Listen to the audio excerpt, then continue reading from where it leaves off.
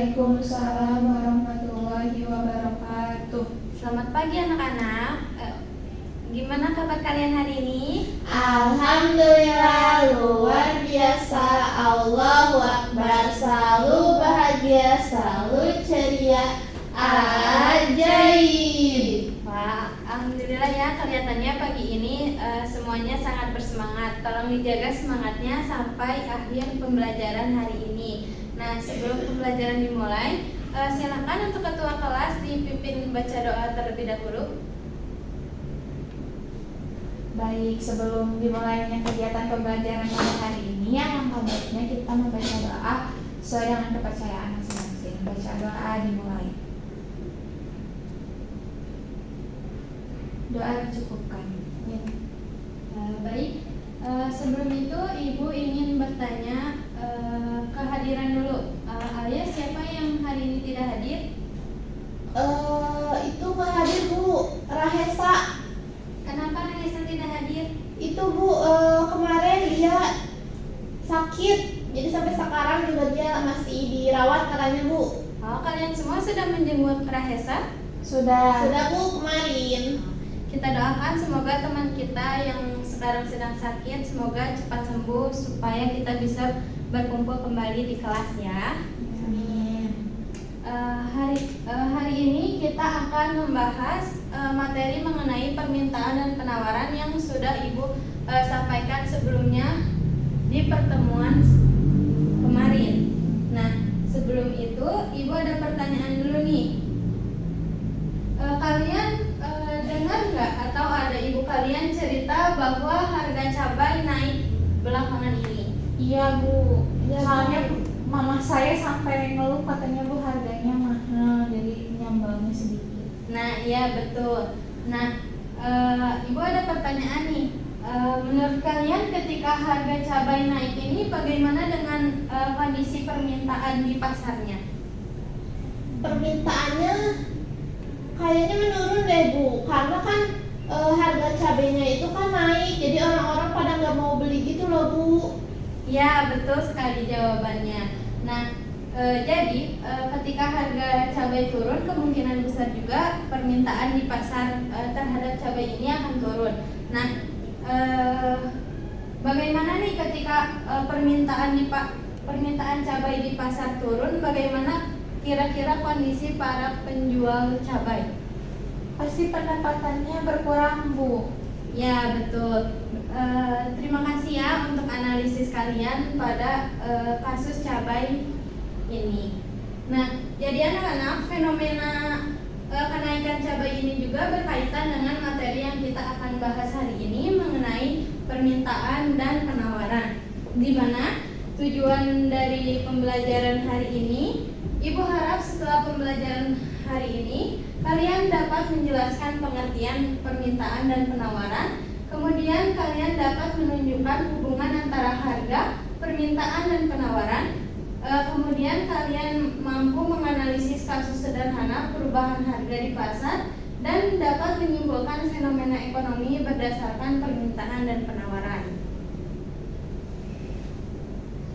Nah, sebelum masuk ke materi, kemarin Ibu sudah meminta kalian untuk membaca materi mengenai permintaan dan penawaran terlebih dahulu sebelum pembelajaran hari ini. Sekarang Ibu akan mengecek nih apakah kalian benar-benar membaca atau tidak. Ibu akan memberikan beberapa pertanyaan, bagi yang bisa menjawab akan Ibu beri tambahan poin. Nah, mulai dari pertanyaan yang sederhana ya. Siapa di sini yang bisa menjelaskan apa itu permintaan? Boleh Alia? Permintaan itu jumlah barang yang ingin dibeli sama pembelinya Bu. Ya, betul, jawabannya sudah tepat ya. Kita lanjut ke pertanyaan berikutnya. Ketika harga suatu barang turun, apa yang akan terjadi pada permintaan? Boleh ya? Kalau misalnya harganya turun Bu. Iya. Nah, kalau misalnya harganya turun, pasti permintaan itu meningkat karena kita tuh pasti belinya banyak, mumpung murah, jadi biar lebih untung banyak, jadi kita belinya juga juga banyak. Nah, iya betul jawaban Haya tadi ya. Nah, kita lanjut ke pertanyaan yang agak sulit nih. Bagaimana ketika kondisi pemerintah menekankan harga maksimal pada minyak goreng, apa yang terjadi pada permintaan dan penawaran? Siapa yang berani mencoba? Saya katanya Bu. Orang-orang jadi pada belinya banyak gak sih Bu? Jadi pada rebutan beli sebanyak-banyaknya minyak goreng. Iya, betul. Alia bisa deskripsikan bagaimana ketika pembelinya berebut, bagaimana dengan kondisi penjual ketika kondisi itu? Kondisi penjualnya tentu saja untung. Rugi gak sih Bu? Kok rugi Hai? Soalnya kan kita nih belinya tuh di harga yang murah, walaupun jumlahnya banyak, tapi harganya itu lebih murah. Jadi keuntungannya juga pasti berkurang gitu. Oh gitu ya Hai. Nah, iya betul ya anak-anak. Jadi jawaban Alia itu kurang tepat, tapi sudah dilengkapi oleh Haya. Jadi kondisi penjual tentu saja akan mengalami kerugian ketika harga turun dan permintaan meningkat gitu. Nah, Ibu berterima kasih kepada kalian. Itu tandanya kalian sudah benar-benar membaca materi mengenai permintaan dan penawaran sebelum pembelajaran hari ini. Tolong dipertahankan semangat dan kebiasaan membaca ini ya anak-anak. Baik Bu, siap-siap. Sekarang kita akan lanjut ke penjelasan materi. Nah, yang pertama itu apa itu permintaan? Nah, di sini permintaan adalah jumlah barang atau jasa yang ingin dibeli konsumen pada berbagai tingkat harga. Jadi anak-anak, permintaan adalah jumlah barang atau jasa yang ingin dan mampu dibeli oleh konsumen, di mana konsumen harus memiliki kemampuan untuk membeli atau memenuhi kebutuhannya. Jika konsumen hanya ingin tapi tidak mampu, itu tidak bisa disebut sebagai permintaan. Tapi apa anak-anak yang minggu lalu Ibu bahas? Ketika konsumen hanya ingin tidak mampu membeli, itu disebut keinginan. Ya, betul. Nah, selanjutnya tolong fokus ke kurva permintaan. Nah, ini merupakan kurva dari permintaan di mana garis pada kurva ini miringnya ke bawah. Itu karena ketika harga suatu barang turun, maka jumlah barang yang diminta akan naik.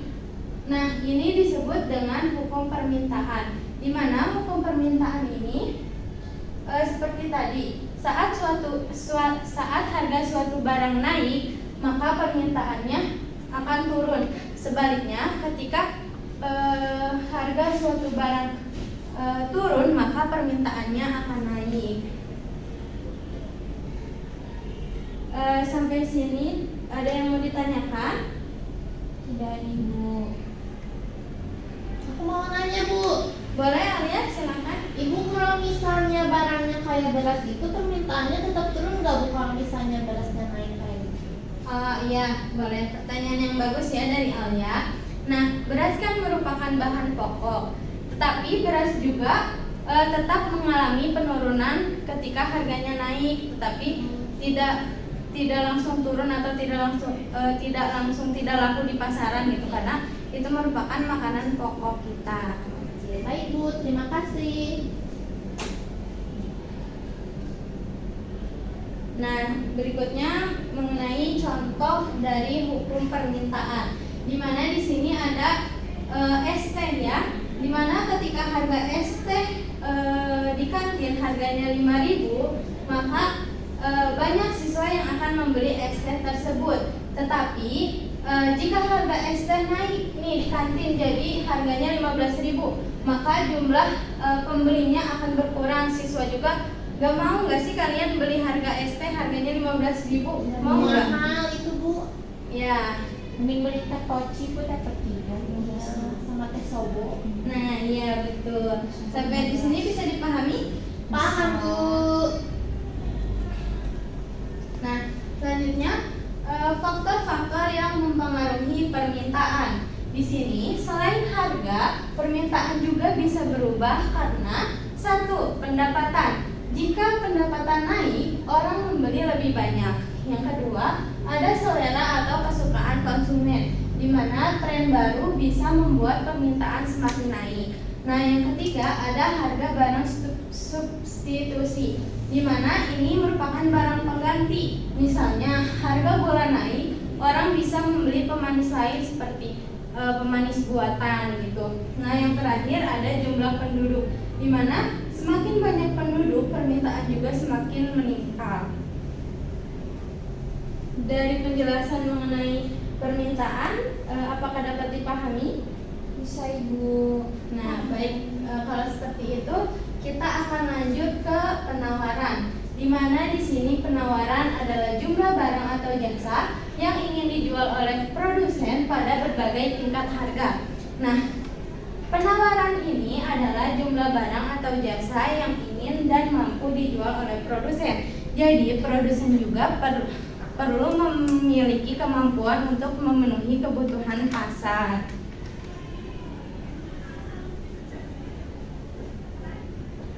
Selanjutnya, kita fokus lagi melihat kurva penawaran, di mana kurva penawaran ini berbanding terbalik ya dari kurva permintaan tadi, di mana garisnya ini miring ke atas, yang memiliki arti ketika harga suatu barang naik, penawaran juga akan naik, di mana ini akan membuat penjual lebih semangat untuk memproduksi barangnya.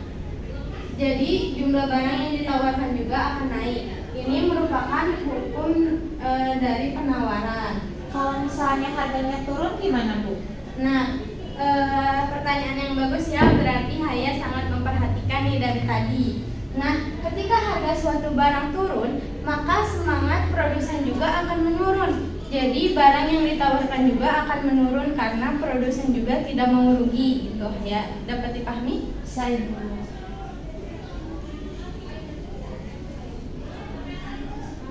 Nah, ini merupakan contoh dari hukum penawaran, di mana ketika harga ayam naik, peternak mau menjual lebih banyak ayam, dan jika harga turun, mereka menjual sedikit ayam-ayam tersebut dan lebih memperkecil itu karena untungnya juga akan kecil bagi mereka gitu ketika harganya turun. Nah, selanjutnya faktor yang mempengaruhi penawaran. Di sini yang pertama ada biaya produksi, di mana ketika biaya naik penawarannya akan turun. Yang kedua ada teknologi. Teknologi yang maju dapat meningkatkan penawaran. Yang ketiga ada jumlah penjualan, di mana makin banyak penjual penawaran juga akan meningkat. Nah, yang terakhir ada ekspektasi harga, di mana produsen bisa menahan barang jika berharap harganya naik. Dapat dipahami anak-anak? Baik, jika dapat dipahami, kita lanjut untuk menonton video pembelajaran ya. Bentar.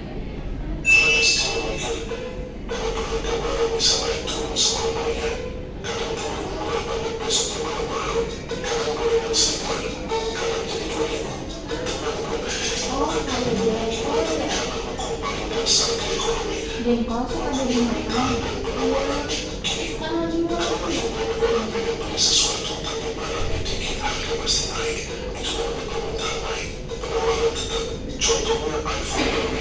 Wah, 17 stok.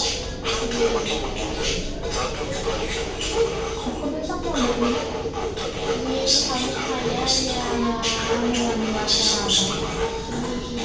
aku mau kemarin baru beli Xiaomi. Papan dia kembali soal.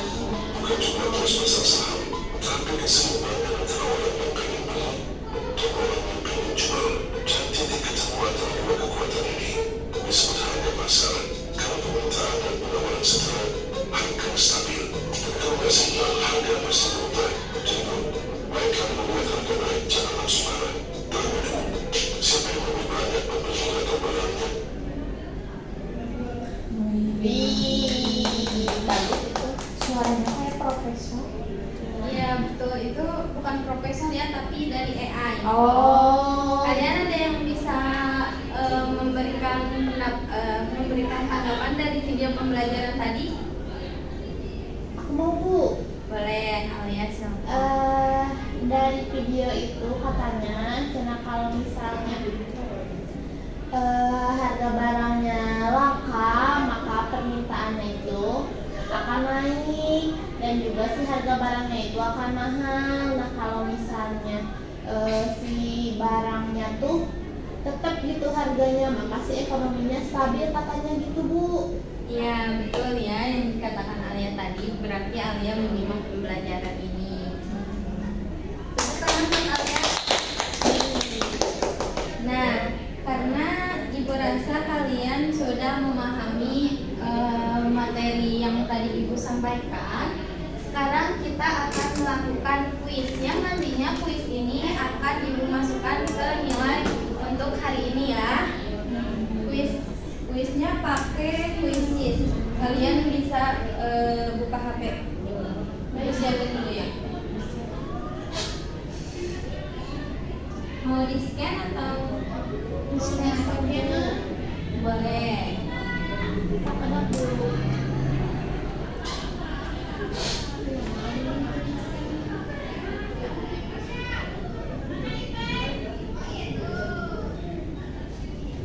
Udah Bu.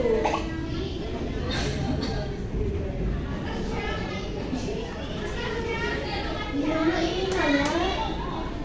Ibu kok aku nggak bisa masuk? Bisa kamu sih gerak HP ini. Ini siapa yang HP-nya baru? Ayah, cuma Bu, dia beli iPhone 17 kemarin, dibeliin sama papinya. Keren ini. Kan adik aku baru pulang dari Mekah. Atau kamu mau ngasih aku kurma? Enggak. Soalnya udah habis. Nggak bisa ini HP ini. Kamu beli HP baru gerak. Nggak bisa. Udah Bu, dia aja sih. Pakai itu, pakai kode berarti. Ya gimana berarti Bu, masuk kemana Bu? Masuk ke web Quizzes-nya aja, Quizzes join. Dia lagi memang aku harus beli iPhone 17. Ya kamu teh yang 2 terabyte warna oranye itu bagus. Maka aku mau silver biar kayak silver. Casingnya pakai casing One Piece iPhone. Ya ini 69. 5093.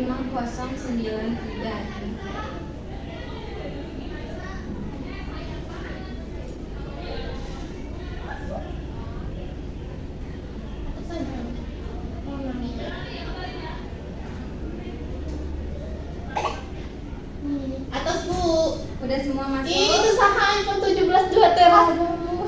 Sombong sih sama Bu. Kita fokus lagi ya untuk mengerjakan, karena ini akan masuk ke penilaian untuk menambahkan nilai rapor kalian. Kita mulai ya.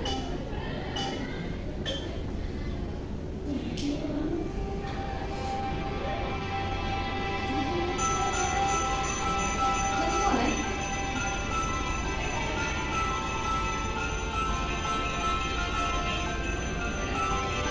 Ayo Alia.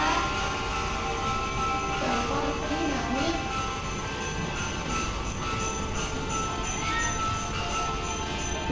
Oh, salah.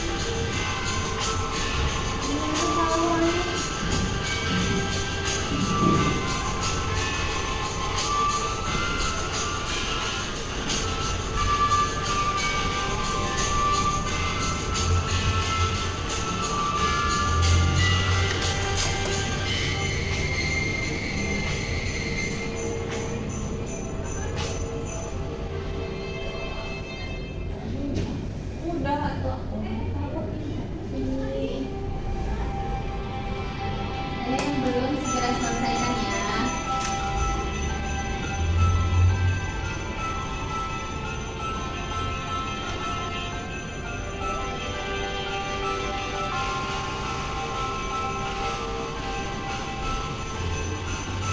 Ibu bakal ayah ya Bu revisi. Nanti kalau misalnya nilainya kurang kan masih bisa di materi-materi selanjutnya diperbaiki ya.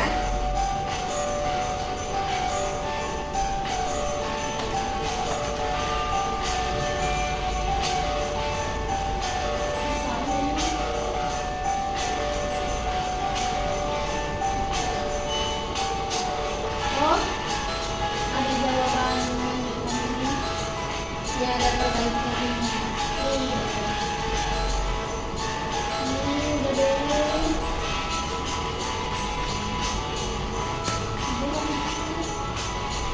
Udah? Udah. Udah beres semua? Udah. Oke, kita lihat ya, kita ambil.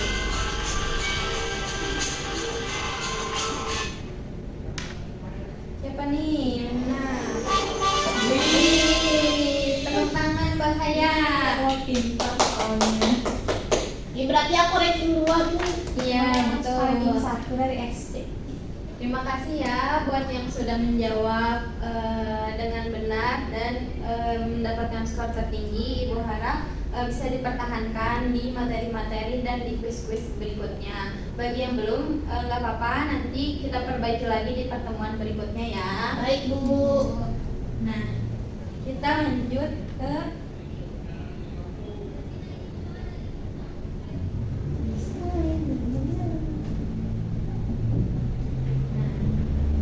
Baik, selanjutnya kita akan masuk ke diskusi kelompok, di mana Ibu akan membagi menjadi 4 kelompok. Ini kelompok 1, 2, 3, dan 4.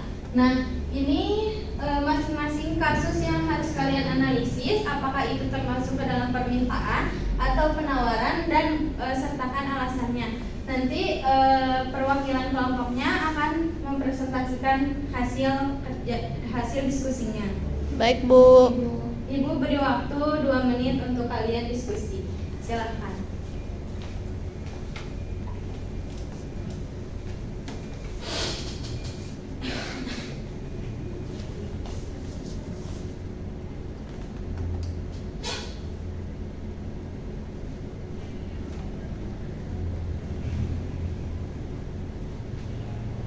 Untuk kelompok 2, gimana menurut kalian? Apakah diskon masuk ke dalam permintaan atau penawaran? Kalau diskon itu penawaran, tapi kalau misalnya yang banyak yang beli itu permintaan. Lanjutkan ya untuk analisis beserta alasannya. Nah, untuk kelompok 3 bagaimana pekerjaannya? Masih belum Bu. Sudah bisa menentukan apakah itu permintaan atau penawaran? Belum Bu. Oh ya, lanjutkan ya.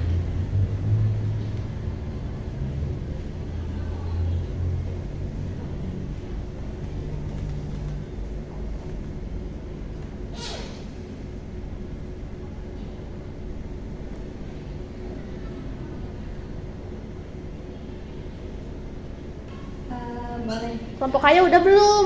Yang lainnya udah. Udah Bu. Baik, bisa kembali ke tempat masing-masing dulu ya. Diskusinya sudah selesai. Nah, untuk yang presentasi mungkin karena waktunya terbatas, kita akan untuk hari ini yang presentasi hanya 2 kelompok saja perwakilannya. Nah, siapa dulu yang mau maju? Ya, boleh. Ya, jadi kita tuh dari kelompok 3 yang membahas tentang harga tiket konser naik karena permintaan tinggi. Nah, hasil diskusi kita jadi ketika kasus harga tiket konser naik terjadi karena permintaannya sangat tinggi. Tiket konser jumlahnya terbatas, tetapi jumlah penggemar yang ingin menonton jauh lebih banyak. Akibatnya terjadi excess demand, tiket cepat habis, dan harga menjadi naik. Dalam beberapa kasus ada calo juga yang ikut menaikkan harga karena kan banyak orang yang beli nih tapi tiketnya terbatas. Nah itu tuh jadi banyak orang yang rela membayar lebih tinggi buat bisa dapetin tiketnya gitu Ibu. Nah, bagus ya analisis dari kelompok 3. Boleh duduk lagi. Lanjut, mau kelompok siapa lagi? Kelompok aku Bu, kelompok 2. Iya, boleh. Oke teman-teman, aku Alia dari kelompok 2. Di sini aku menjadi perwakilan ya.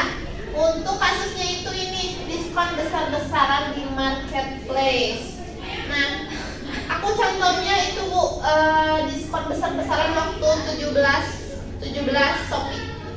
Nah, baik Bu, jadi hasil diskusi kelompok kami itu menjelaskan bahwa diskon besar-besaran di Shopee itu menyebabkan permintaannya meningkat Bu. Nah, alasannya tuh karena harganya menjadi lebih murah nih karena diskon. Terus si konsumen terutama aku itu lebih tertarik membeli barang gitu ya, meskipun sebenarnya tidak terlalu membutuhkan gitu Bu. Jadi kalau misalnya ada di beranda itu diskon langsung aku check out gitu.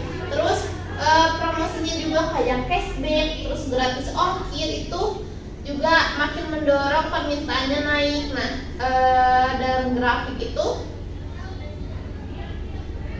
fenomena ini digambarkan dengan pergeseran kurva permintaan dari kiri ke kanan. Itu Bu. Cukup ya penjelasan dari kelompok 2 tentang analisis kasus diskon besar-besaran di marketplace. Silakan kembali duduk. Tepuk tangan dulu dong, guys. Tepuk tangan dulu buat. Nah, bagus ya hasil diskusi kalian. Semoga bisa menambah pengetahuan kalian.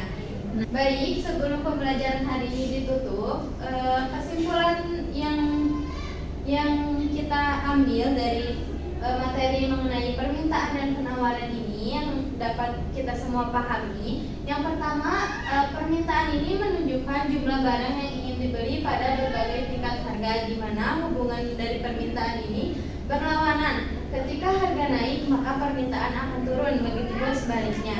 Nah, yang kedua, penawaran menunjukkan jumlah barang yang ingin dijual oleh produsen, di mana hubungan dari penawaran ini searah. Ketika harga naik, maka penawarannya juga akan naik. Begitupun ketika penawaran turun, maka harga juga turun. Nah, harga keseimbangan terjadi saat jumlah barang yang diminta sama dengan jumlah yang ditawarkan. Nah, perubahan harga di pasar selalu dipengaruhi oleh perubahan permintaan dan penawaran, baik karena harga, selera, pendapatan, teknologi maupun kondisi. Jadi perubahan harga itu tidak terjadi secara tiba-tiba, tapi ada faktornya seperti permintaan dan penawaran. Nah, mungkin cukup. Nah, selanjutnya ini ada tugas di rumah nih. Tugasnya dikerjakan secara individu, di mana tugasnya carilah satu berita mengenai perubahan harga di pasar, lalu tentukan apakah perubahannya disebabkan oleh permintaan atau penawaran seperti tadi. Nah, kasusnya tidak boleh sama, tidak apa-apa jika kasusnya yang sudah lama, karena kan banyak ya, jadi nggak mungkin sama. Nah, mungkin pembelajaran kali ini dicukupkan. Semoga ilmu yang kita pelajari hari ini bisa bermanfaat. Terima kasih atas partisipasi aktif kalian. Semangatnya tolong dipertahankan. Cukup sekian. Wassalamualaikum warahmatullahi wabarakatuh. Waalaikumsalam warahmatullahi wabarakatuh. Terima kasih.